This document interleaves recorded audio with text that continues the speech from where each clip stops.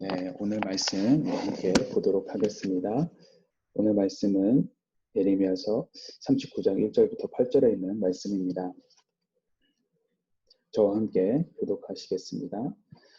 유다 왕 시드기야 9년 열째 달에 바벨론 왕 느부갓네살과 그의 모든 군대가 와서 예루살렘을 포위했다. 그리고 시드기야 11년 넷째 달 그 달 9일에 그 성읍이 함락됐다. 그 후에 바벨론 왕의 모든 관료들이 와서 중간 성문에 자리를 잡았다. 그들은 네르가살레, 그리고 삼갈르고, 네시의 우두머리, 살스김, 점쟁이의 우두머리, 네르갈, 사레셀, 그리고 바벨론 왕의 다른 모든 관료들이었다. 유다 왕 시드기야 그의 모든 군사들이 그들을 보고는 도망갔다. 그들은 밤에 왕의 정원길로에서 두 성벽 사이의 문을 통해 성읍을 떠나 아라바로 도망갔다. 그러나 갈대아 군대가 그들을 뒤쫓아갔고 그리고 평원에서 시드기야를 따라잡았다. 그들이 시드기야를 붙잡아 하맛 땅 림나에 있는 바벨론 왕 느부갓네살에게 데려갔다. 그곳에서 그는 시드기야를 판결했다. 그리고 바벨론 왕은 림나에서 시드기야가 보는 앞에서 그들의 아들들을 죽였고 그들의 모든 귀족들도 다 죽였다. 그는 또 시드기야의 눈을 뽑고 청동죽쇠로 묶어 바벨론으로 데려갔다. 갈대아 사람들은 왕궁과 백성의 집들을 불로 태우고 예루살렘 성벽을 붕괴시켰다. 경호대장 느부사라단이 성읍 안에 남아있는 백성들, 자기에게 항복한 사람들과 그에 남아있는 백성들을 바벨론으로 사로잡아갔다. 그러나 경호대장 느부사라단은 가진 것이 아무것도 없는 일부 가난한 사람들을 유다 땅에 남겨두고 그들에게 포도밭과 밭을 주었다. 그때 바벨론 왕 느부갓네살이 경호대장 느부사라단을 통해서 예루살렘에 관해 명령을 내렸다. 그를 데려다 돌봐주어라. 그를 해치지 말고 그가 내게 말하는 대로 그에게 해주어라. 그리하여 경호대장 느부사라단과 네시의 우두머리 느부사스반과 점쟁이의 우두머리 네르갈 사레셀과 바벨론 왕의 모든 관료들은 사람을 보내 경호대 뜰에서 예레미야를 데려왔다. 그들은 예레미야를 사반의 손자 아히감의 아들 그다리아에게 넘겨주어 집으로 돌려보냈다. 그리하여 예레미야는 백성 가운데 살았다. 예레미야가 아직 경호대 뜰에 갇혀 있을 때 여호와의 말씀이 예레미야에게 임해 말씀하셨습니다. 에디오피아 사람 에벤멜렉에게 가서 말하여라. 이스라엘 하나님 만군의 여호와께서 말씀하셨다. 보아라, 내가 이 성읍에 복이 아니라 재앙을 내릴 것이다. 그날에 그것들이 내 앞에서 이루어질 것이다. 여호와의 말이다. 그러나 내가 그날에 너를 구해낼 것이다. 너는 내가 두려워하는 사람들의 손에 넘겨지지 않을 것이다. 18절 함께 읽도록 하겠습니다. 내가 반드시 너를 구해낼 것이니 너는 칼에 쓰러지지 않고 내 목숨이 내게 전리품처럼 될 것이다. 이는 내가 나를 믿기 때문이다. 여호와의 말이다. 아멘. 네, 바벨론 군대가 예루살렘을 포위하기 시작한 BC 588년 10월 10일부터 그리고 586년 4월 9일에 함락이 되기 직전까지 주요 사건에 관련 예언을 다루는 것이 우리가 어저께까지 보았던 34장부터 38장이었습니다. 그리고 그것에 이어서 오늘부터 그리고 내일이죠. 네, 말씀이 40장 6절까지는 그때 당시 급박했던 예루살렘 그 함락 당시의 이야기를 저희들에게 보여줍니다. 네, 시드기야 9년 열째 달 바벨론이 네 번째로 유다를 침공하여서 시드기야 11년 넷째 달 결과적으로는 총 1년 6개월간의 그 긴 전투 끝에 마침내 예루살렘이 함락되는 것을 우리가 볼 수 있습니다. 자, 예루살렘에 함락된 이후에 어떤 결과가 이어졌나요? 성벽은 무너졌고 그리고 왕궁과 백성들의 집들도 모두 다 불타버렸습니다. 왕족들과 귀족들은 모두 다 처참하게 살해를 당하고 그리고 왕과 많은 백성들은 바벨론의 포로로 끌려가죠. 이 침공날과 그리고 그 함락날의 기록을 우리가 1절과 2절에서 나눠서 볼 수가 있는데, 그것에는 기록에는 약간의 차이가 있습니다. 1절에서는 바벨론 군대가 예루살렘을 포위하고 공격할 그 계시한 그 해와 그리고 달까지만 기록되어 있는데, 2절에는 그 함락된 날을 해와 달과 더불어 아주 정확하게 날짜까지 기록해 있습니다. 왜 이렇게 조금의 차이가 나고, 그러니까 특히 함락 당시에는 아주 정확한 그 날까지 적었을까요? 이것은 아마도 그 예루살렘 함락된 그 날이 아주 중요한 날이었기 때문이 아닌가 생각이 됩니다. 예루살렘이 함락된 시드기야 11년 넷째 달, 그 달의 9일은 유다 사람들이 영원 불멸이라고 믿어졌던 그 예루살렘 성이 무너진 날이고, 그 다음에 다윗 이후 400년이 넘도록 계속해서 지속되어 오던 그 다윗 왕조가 단절이 되던 날입니다. 그러면서 하나님께서 무수히 반복하고 경고하셨던 그 심판이 정말 현실로 이루어진 날이기 때문에 중요하지 않을까 생각이 듭니다. 즉, 영원할 것만 같았던 모든 것들이 하나님 없이 지내다 보니까 다 와르르 무너져 버리게 된, 하나님 없이는 그 어떠한 것도 세울 수도 지킬 수도 없다라는 것을 이스라엘 백성들이 너희들이 정확하게 기억을 해야 된다라는 것을 우리들에게 알려주는 날이지 않는가 싶습니다. 우리들의 삶 가운데 하나님 없이 이루어진 것이 있는지 한번 되돌아보았으면 좋겠습니다. 남편과 아내와의 그 건강한 가정 생활, 그리고 신체적인 그 건강, 그리고 사람들과의 관계, 뭐 회사라든가 부모님과의 관계, 그리고 회사에 있는 그 나의 자리, 그리고 우리가 아부다비까지 오게 된 그 모든 과정들, 이 모든 것이 정말로 내가 노력해서 이루어진 것일까?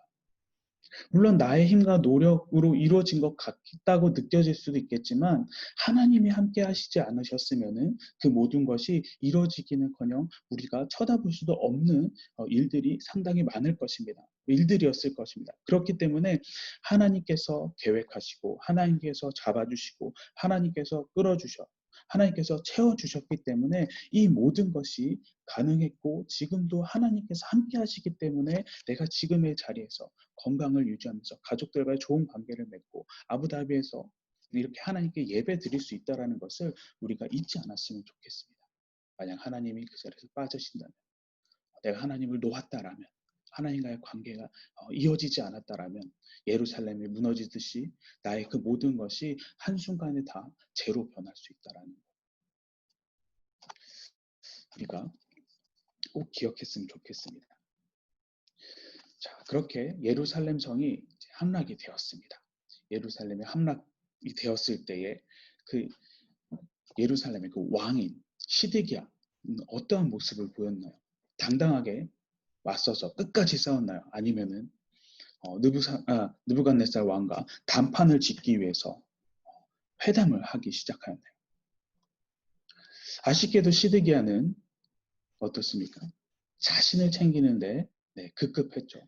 자신의 목숨을 부지하기 위해서 밤 도중에 성을 버리고 도주를 합니다. 하지만 어떻게 곧 체포가 되어서 느부갓네살 왕 앞으로 끌려오게 되죠. 시드기야의 이러한 모습은 한 나라의 수장이라는 자가 자신의 그 백성들을 버리고 한밤중에 비겁하게 도망하는 자이기에 지도자로서의 자질이 없다라는 것을 보여줍니다. 뿐만 아니라 바벨론 왕에게 항복하라는 그 하나님의 말씀을 정말 끝까지 지키지 않는, 하나님 말씀을 끝까지 순종하지 않는 자라는 것을 우리가 다시 한번 확인시켜주는 장면이기도 합니다. 만약 시드기야가 하나님의 말씀을 신뢰하는 마음이 정말로 조금이라도 있었다라면 예루살렘 성이 함락되었을 때에 비록 늦었지만 그때라도 하나님 말씀에 순종하여서, 그리고 지금까지 자신의 모습을 회개하면서 바벨론 왕에게 항복을 선언을 했을 것입니다. 하지만 시드기야는 그렇게 하지 않았죠. 어떻게든 살려고 여기저기로 비밀 통로로 도망을 가죠. 인간적인 생각과 방법을 동원해서 자신의 생명을 보전하는 데 급급합니다.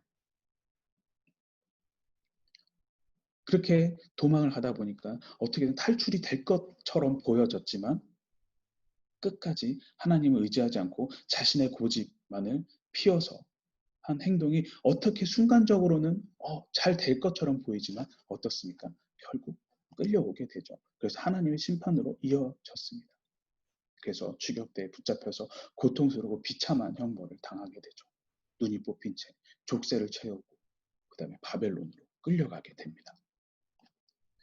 역사의 주관자이시면서 절대 공의로우신 하나님의 심판이 따르는 것이 복된 것이고, 하나님께 직책을 부여받았으면서도 하나님의 말씀에 순종하는 의의 길을 행하지 않고 말씀에 불순종하고 악을 고집하는 자의 그 결말이 어떻게 되는지 오늘 말씀에서 하나님께서는 똑똑히 우리들에게 보여주십니다.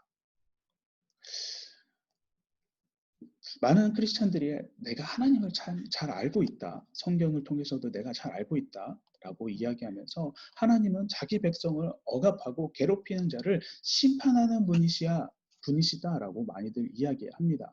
하지만 이것은 하나님을 반도 모르는 것입니다. 우리가 동시에 알아야 될 것은 하나님은 아무리 자기 백성이라도 할지라도 자신이 하나님께서 행하라고 명령하신 그 공의를 저버리고 하나님의 뜻을 떠나 살면은 여러 번 계속해서 기회는 주시긴 하지만 심판을 받을 수 있다라고 경고를 하시고 경고하신 대로 행하신 분이라는 것을 우리는 한편으로는 놓치고 있다. 아니면은 알고는 있지만 생각하기 싫어하는 것 같습니다. 하지만 사실은 오늘 살아가는 우리에게도 이 모든 것이 동일하게 적용된다라는 것을 우리가 잊지 않고 기억했으면 좋겠습니다. 하나님의 자녀로 택함을 받았다는 사실에 자만하여서 하나님 앞에 순종하기를 거부하고 하나님 앞에서 공의롭지 못하게 살아간다라면은 우리들도 언제든지 하나님께 심판받을 수 있다라는 것을 우리는 아셔야 합니다.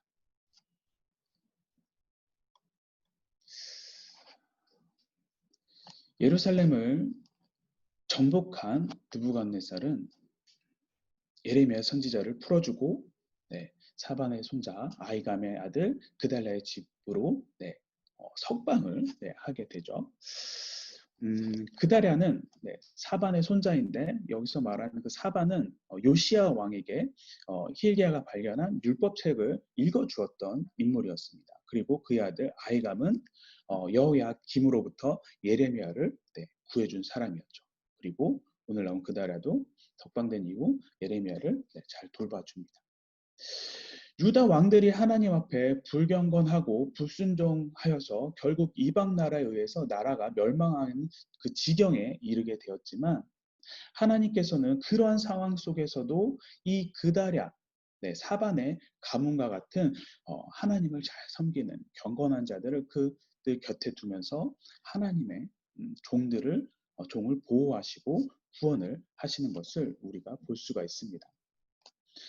오늘날 우리가 살아가는 이 세상이 점점점 아무리 악해진다고 할지라도 그리고 신앙생활을 하기가 점점점 힘들어진다라고 하지만 하나님께서는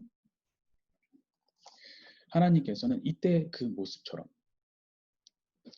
하나님을 바르게 믿고 따르는 자들을 언제나 존재하게 하시고 그들로 통하여서 많은 이들을 보호하신다는 것을 우리가 잊지 않았으면 좋겠습니다. 그들을 통해서 서로를 돕고 그리고 서로를 성장하게 하고 그들 안에서 필요를 채워주고 도움을 주게 하는 그런 자리로 하나님이 그런 하나님의 자녀들을 그 자리로 인도하신다라는 것입니다.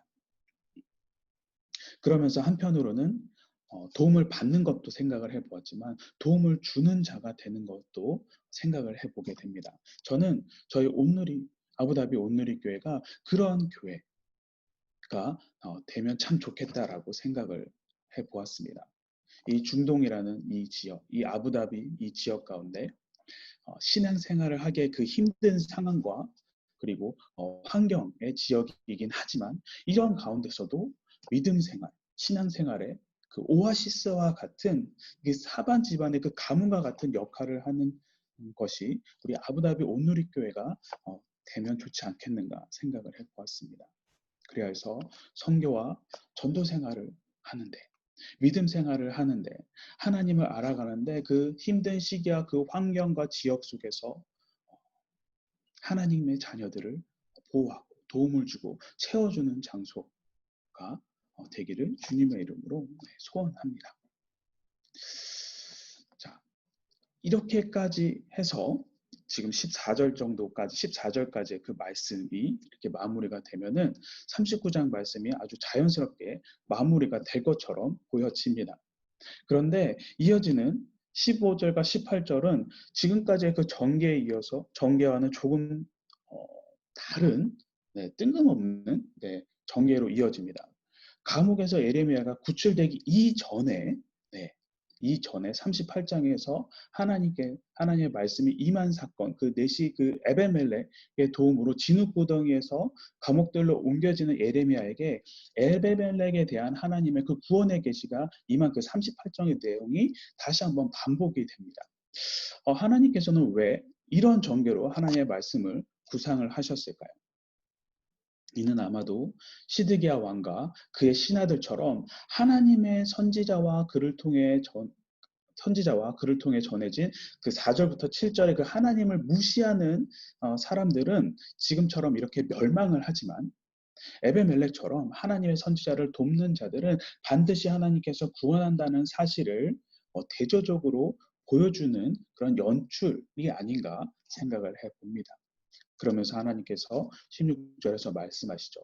그날에 그것들이 내 앞에서 이루어질 것이다 말씀하시면서 하나님의 심판은 매우 엄중하고 단호하게 그리고 꼭 이루어질 것이다 라고 이야기를 하십니다. 그러면서 그런 말씀 속에서 하나님께서는 에베멜렉만큼은 구원하시겠다라고 하시죠. 하나님께서 에베멜렉에게만 이렇게 특별한 관심을 쏟는 것은 그가 아마 예레미야가 구덩이에 갇혀서 아사 직전에 놓였을 때 그를 구출했는데 큰 역할을 하였기 때문일 것입니다. 그런데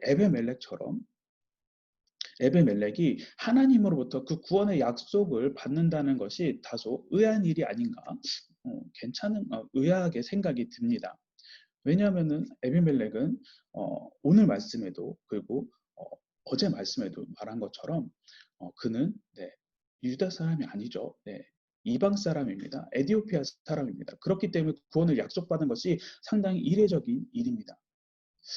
그렇다면 뭐가 하나님께서는 그의 무엇을 보시고 그를 구원하겠다라고 하셨을까?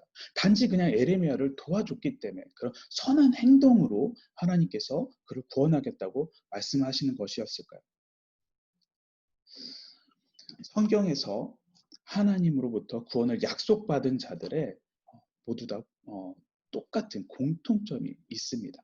그것은 그들 모두가 하나님을 믿는 믿음의 소유자였다라는 것입니다. 그들 내면에 자리 잡혀 있는 하나님을 향한 믿음으로 구원을 받았습니다. 오늘 에베멜렉도 마찬가지입니다. 하나님께서 그를 말씀하시기를 18절 마지막에 이렇게 이야기하시죠. 이는 내가 나를 믿기 때문이다. 여호와의 말이다. 라고 말씀하십니다. 그렇기 때문에 이 에베멜렉의 구원은 믿음으로 인한 구원이었습니다. 하나님을 향한 믿음이 그에게 있었기에 그는 예레미야가 하나님의 말씀을 전하는 참된 선지자라는 것을 알아볼 수 있었고 그로 인하여서 적극적으로 예레미야를 돕고 그에게 힘을 보탰던 것입니다. 오늘 우리에게 주어진 믿음, 우리가 간직하고 지켜야 할 믿음이 세상 무엇보다 소중한 것은 바로 이 때문입니다.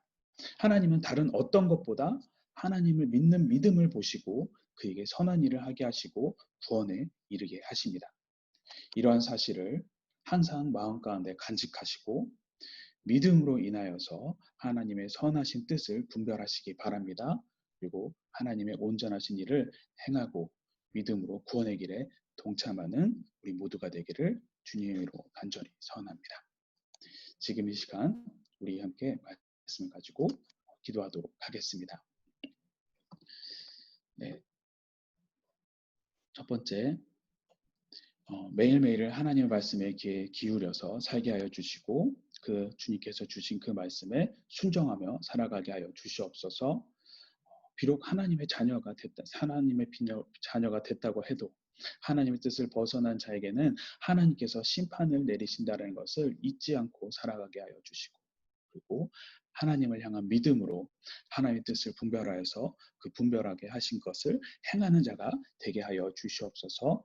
이 세 가지 기도 제목을 가지고 우리 함께 기도하도록 하겠습니다.